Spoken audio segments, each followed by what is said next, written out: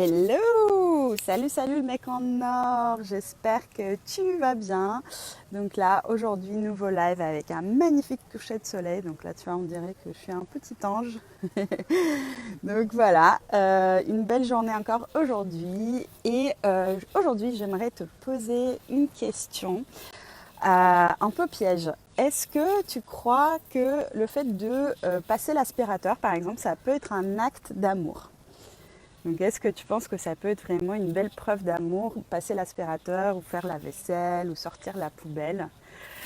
Et donc, la réponse, c'est oui, à condition que ta chérie parle le langage d'amour qui s'appelle les services rendus. Donc, si tu n'as pas vu les 2 lives précédents que j'ai fait sur les différents langages de l'amour qui existent, donc selon Gary Chapman, donc je t'invite à les regarder.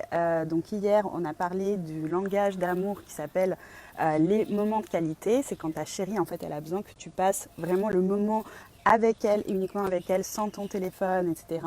Le langage des paroles valorisantes, donc on en a parlé avant-hier, donc c'est quand ta chérie, elle a besoin que tu la couvres de mots d'amour, de mots doux, de compliments.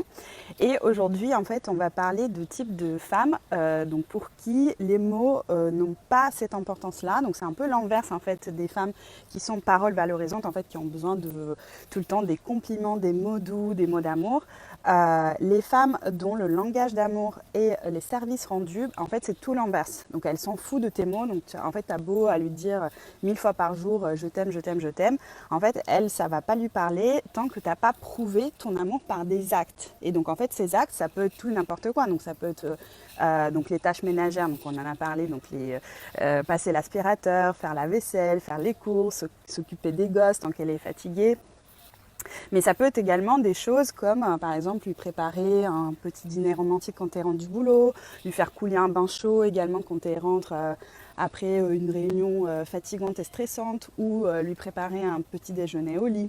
Donc ça, en fait, ce sont des moyens de marquer beaucoup de points auprès de ces femmes-là. Donc si ta chérie parle le langage des services rendus, donc encore une fois, comment tu peux le vérifier? Donc tu fais sur Google, tu fais langage de l'amour test, et donc tu fais avec ta chérie, et donc tu vois quel est son langage de l'amour. Ou alors, en fait, tu peux le voir dans la vie de tous les jours, si elle te reproche de ne pas l'aider à la maison avec les tâches ménagères, si elle te reproche à chaque fois de ne pas faire assez d'efforts pour elle, même si tu la couvres de cadeaux, tu la couvres de mots doux, etc. Donc là, il n'y a pas de doute, elle parle ce langage-là. Et donc là, je vais te donner les 3 conseils, donc comment marquer des points auprès de ta chérie si c'est en effet son langage de l'amour. Et donc du coup, le premier point, c'est de lui demander ce qu'elle veut réellement. Parce qu'en fait, comme les services rendus, en fait, c'est quelque chose de très général. En fait, il peut y avoir plein de choses, en fait. Tu vois, c'est, comme je t'ai dit, ça peut être des tâches ménagères, ça peut être s'occuper des enfants, ça peut être voilà, le petit déjeuner au lit. Donc c'est assez vaste, en fait. Et il faut vraiment savoir ce qu'elle veut réellement, en fait, et sur quoi tu as besoin de l'aider. Donc en fait, pour ce genre de femme, la meilleure phrase d'amour, en fait, que tu peux prononcer, c'est ah bah, chérie, comment je peux t'aider? Tu vois, et donc ça vaut pour elle en fait en voyage à l'autre bout du monde ou un resto étoilé. Donc elle préférerait que tu lui poses cette question en fin de journée quand elle est fatiguée, quand elle en peut plus, et en fait tu lui demandes bah chérie, qu'est-ce que je peux faire pour toi, comment je peux t'aider? Et là vraiment ça va lui faire dire non mais waouh, mon mec c'est le meilleur, il est vraiment au top.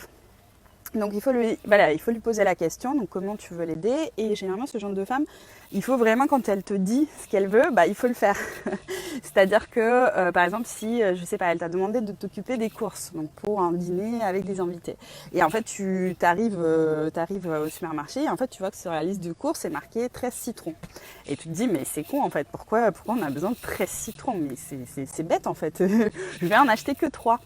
Et bah ça c'est le drame, parce que peut-être en fait elle a prévu de faire, je sais pas moi, la déco de la table avec les 13 citrons, elle en avait besoin de 13, tu vois, pas 14, pas 12, mais 13.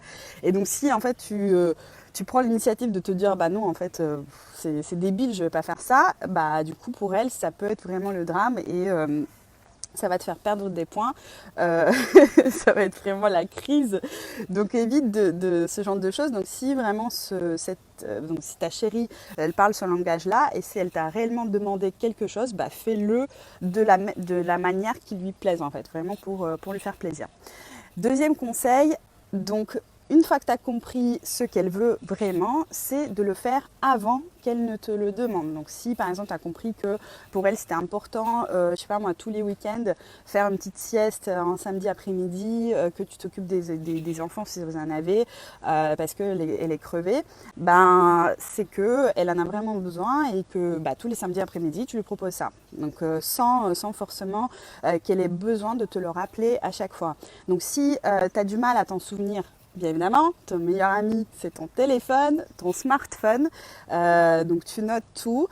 Si tu as vu qu'en fait, il y a un de service rendu qui lui a fait particulièrement plaisir, donc si tu as peur d'oublier, tu te le notes, tu te mets des alarmes, des rappels plus tard. Et tu le fais.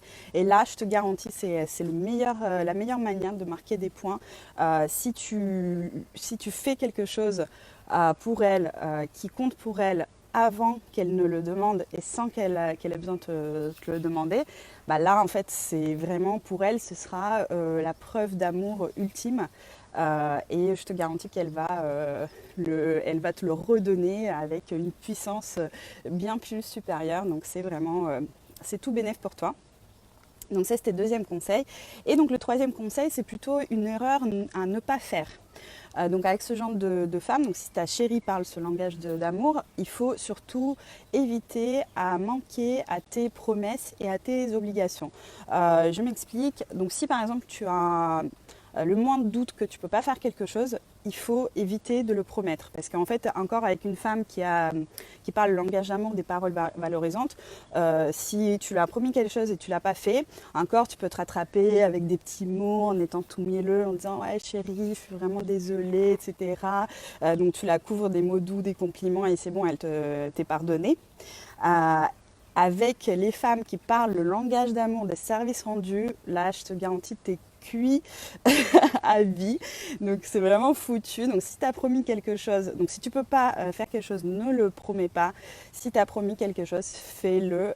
Vraiment, c'est très très important pour ce genre de femme parce qu'en fait, ça va lui montrer, en fait, elle va le percevoir en fait comme manque d'amour de ta part. Donc elle va se sentir vexée, pas aimée et les conséquences tu les connais, donc c'est vraiment très important. Donc voilà les 3 conseils si ta chérie parle le langage des services rendus. Et donc moi je te laisse avec ce magnifique coucher de soleil.